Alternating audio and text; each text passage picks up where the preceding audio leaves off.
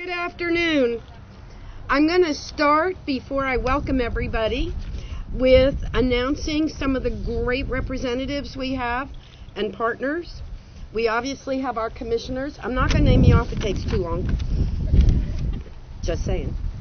Mayor Linda Hudson from City of Fort Pierce.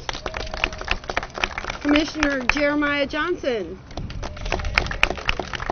We have our county administrators here. Raise your hands. We have Angel Robertson from Congressman Mass' office. We have Carrie from Gail Harrell's office. Thank you. We have Joey Plants from Representative Overdorf's office. Thank you, Joey. We have Representative Dolores Hogan Johnson. Thank you. We have, I'm not sure, a Mr. Kevin Cooper from IRSC. Okay, and Pam Weldon. Thank you. FDOT staff. FAA staff. Thanks. Mike Ketchpaw, EEA, thank you. Chapter 908. Aaron's company's staff. They're out working. Craig Suchik and Bobby Palm from AVCOM. Thank you for being here. Teresa Aronson, Chamber of Commerce. I know I saw Nate Spear, our fire chief. And we have Phoenix Metal staff. Anybody from Phoenix Metal? Okay. And we have staff and directors from our county. No, I need 2 more hands. So, on behalf of the entire Board of County Commissioners, that's all these guys. I would like to thank you all for coming out to the Treasure Coast International Airport and Business Park today as we celebrate 2 projects, a ribbon cutting and a groundbreaking. I'm County Commission Chair Linda Bartz, and we start today's festivities off with a ribbon cutting. And this is for the airport main entrance improvements and the terminal area parking lot rehab. This project began in 2015 with the renovations and renaming of the main terminal building. The parking lot was completed in December with improvements including a redesign for greater efficiency, new paint, new curbing, new landscaping, and new signage for the nearly 90 space lots. The total cost of the project was just under $500,000, with an 80% contribution from an FDOT aviation grant, as well as a generous $135,000 investment from the St. Lucie County Tourist Development Council. As you can see, the new entrance includes a state-of-the-art LED information screen that will allow our airport. Is it lit? It's lit. This will allow our airport to spread its message to commuters on St. Lucie Boulevard.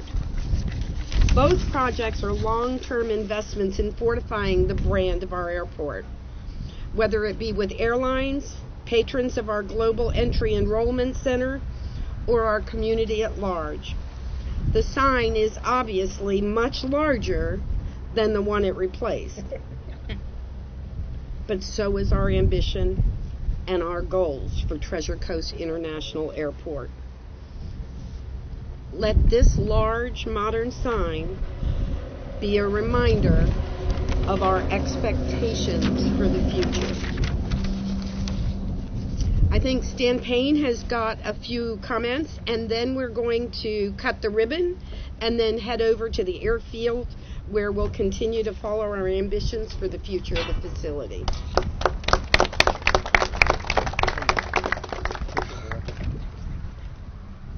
Thank you. I'm just going to say a couple of things, and I have a few more remarks for the hangar. But when we first built this, Adam Hyde, where are you, Adam, called me and said, "Oh my gosh, I think it's too big. It's huge." So I drove down, got in my car and drove down, and I just laughed, and I said, "No, it's just about right for where we're going. Yep. Go big or go home." Thank you for being here. We're ready to cut the ribbon.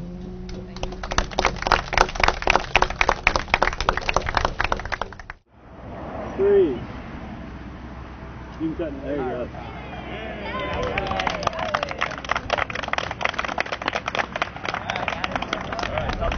Good afternoon and welcome back. So my speech will be condensed from 12 pages to 2, big font, double space, because we always seem to have great news at the airport during the heat of the day. So thank you. Today's groundbreaking continues to demonstrate the commitment of this board to the development of the Treasure Coast International Airport. Where we are standing will be a place that will employ a projected 150 men and women in good paying jobs right here in St. Lucie County.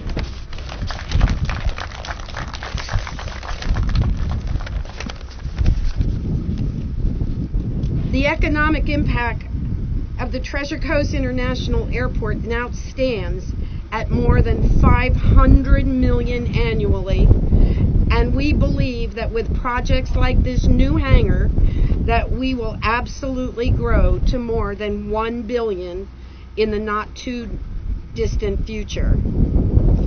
Treasure Coast International is a major economic engine for our community and our region, and will only grow in its importance. And I'm going to take a second to tell you that I was remiss in not introducing and recognizing one of our great partners, which is the EDC, and Jill Marassa. Thank you. St. Lucie Works is more than just a slogan. It's a reality that we celebrate every day. And now again, with this state-of-the-art hangar project, congratulations to all involved, especially our funding partners at the EDC, the Economic Administration, the Florida Department of Transportation. We would not be here today without these partnerships. To our architect and contractor, I wish Godspeed in getting this done on time and under budget. And to our executive director of the Air and Seaport, Stan Payne, let's get this leased and operational. Thank you, Stan.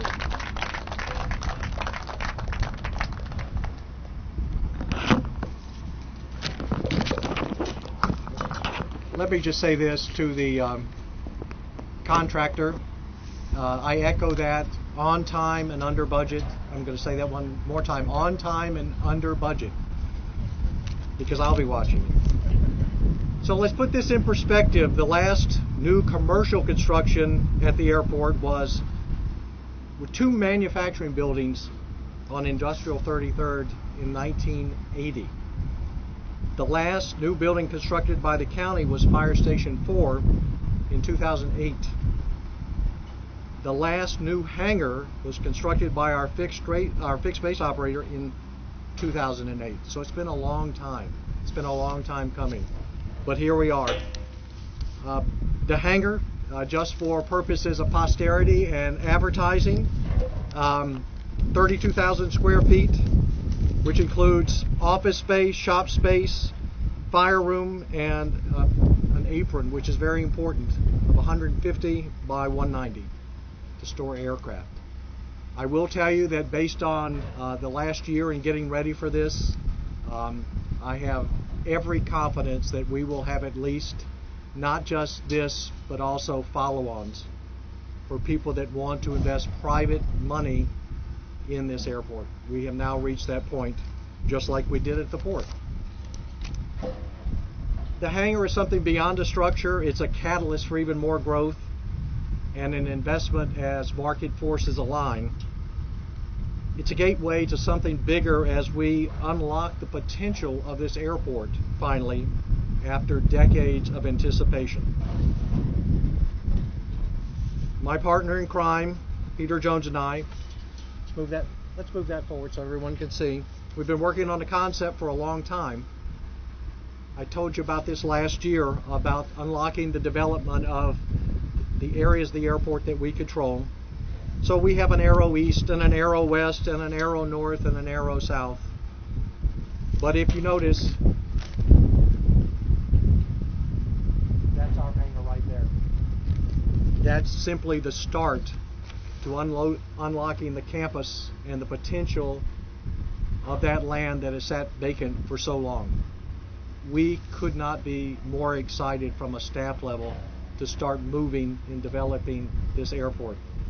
So it's one of the keys to the goal that we ponder to do financial self-sufficiency and job creation simultaneously. It's challenging, yes, bold perhaps, but achievable only with a commitment and dedication of especially this board. So we say thank you and have at the dirt. 1, 2, 3. There it is. It's a learning process.